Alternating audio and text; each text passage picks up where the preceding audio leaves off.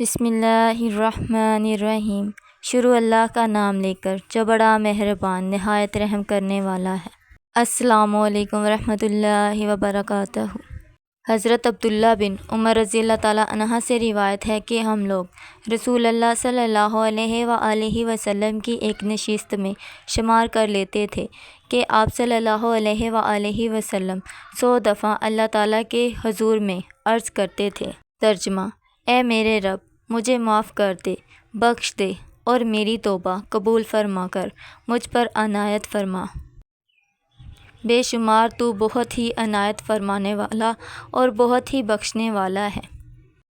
حضرت انس سے روایت ہے کہ رسول اللہ صلی اللہ علیہ وآلہ وسلم نے فرمایا، ہر آدمی خطا کار ہے، کوئی نہیں ہے جس سے بھی کوئی خطا اور لرزش نہ ہوئی ہو، اور خطا کاروں میں وہ بہت اچھے ہیں جو خطا قصور کے بعد مخلصانہ توبہ کریں اور اللہ تعالیٰ کی طرف رجوع ہو جائیں۔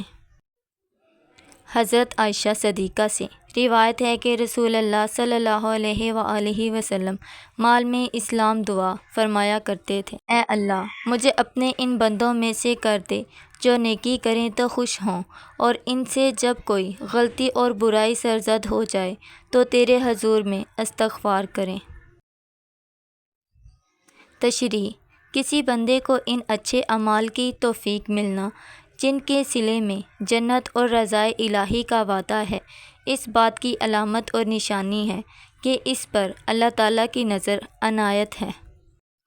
اس لیے اس کا حق ہے کہ اس کو چاہیے کہ وہ عملِ حسنہ کی اس توفیق پر خوش ہو اور شکر ادا کرے۔ قرآن پاک میں ارشاد فرمایا گیا ہے: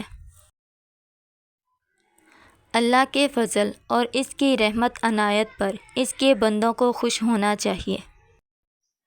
اسی طرح جب کسی بندے سے کوئی چھوٹی بڑی مصیبت یا لرزش ہو جائے تو اسے اس کا رنج اور دکھ ہونا چاہیے اور فوراً اللہ تعالیٰ سے معافی مانگنی چاہیے۔ جس بندے کو یہ دونوں باتیں حاصل ہوں وہ بڑا خوش نصیب ہے۔